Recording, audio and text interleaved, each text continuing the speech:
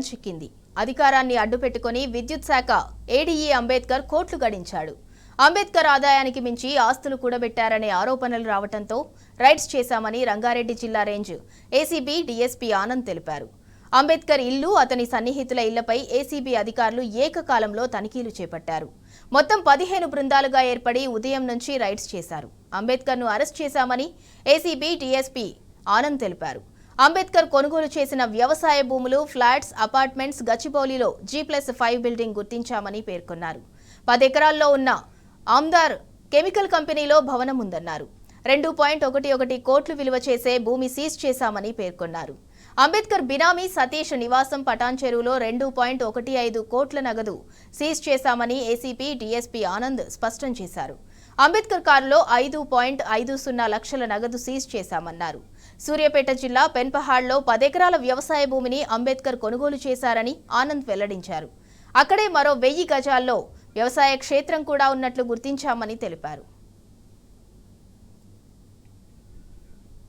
ఆదాయానికి మించి ఆస్తులున్నట్లు ఆరోపణలు ఎదుర్కొంటున్న విద్యుత్ శాఖ ఏడీఈ అంబేద్కర్ను ఏసీబీ అధికారులు నాంపల్లి ఏసీబీ కోర్టు జడ్జి ఎదుట హాజరుపరిచారు.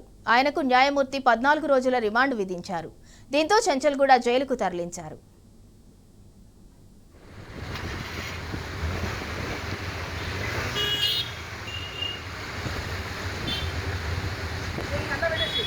ప్రస్తుతము మేము అంబేద్కర్ గారిని అదుపులోకి తీసుకున్నాము. మిగతా ఈ దర్యాప్తు కొనసాగుతూ ఉంది.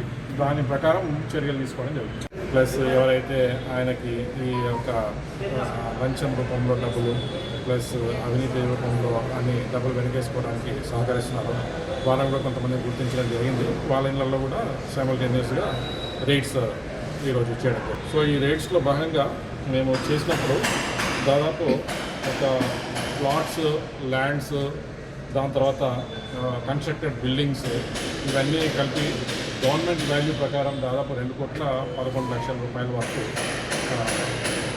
రావడం జరిగింది. దాని తర్వాత ఈ బినామీదారు ఉన్నారని మేము సస్పెక్ట్ చేసి వాళ్ళ ఇంట్లో మేము సోదాలు చెప్పినాము. వాళ్ళ ఇంట్లో దాదాపు 2,18,00,000 రూపాయలు నెట్ క్యాష్ దొరికిందండి. దాని తర్వాత ఒక ఆమ్తార్ కన్స్ట్రక్షన్ అని చెప్పేసి నిన్న ఒక ఇథనాల్ ప్రొడ్యూస్ చేసే కంపెనీని స్థాపించినారు. దాన్ని అక్కడ ఓపెన్ ప్లేస్లో కొంచెం కన్స్ట్రక్షన్ చేసినారు. దాదాపు 1 కోటి రూపాయల వరకు దాంట్లో ఆల్రెడీ ఖర్చు పెట్టినారు. ఇంకా పని కూడా జరుగుతూ ఉంది. 77.5 లక్షల రూపాయలు ఈయనకి బ్యాంక్ బ్యాలెన్స్ రూపంలో ఉన్నాయి. తర్వాత ఒక 36 లక్షల రూపాయలు షేర్స్ రూపంలో, డిమాట్ రూపంలో ఇన్వెస్ట్మెంట్ చేయడం జరిగింది. ఇవన్నీ కూడా మేము జప్తు చేసుకోవడం జరిగింది. ఇంకా మిగతా చోట్ల కొన్ని సోదాలు జరుగుతూ ఉన్నాయి. అది ఇంకా ఇన్ఫర్మేషన్ ఉంటాం. అతని మీద ఈ ఆరోపణలన్నీ కూడా దాదాపు ఈ దర్యాప్తు పూర్తయిన తర్వాత ఆయనని కోర్టులో ప్రొడ్యూస్ చేయడం జరుగుతుంది.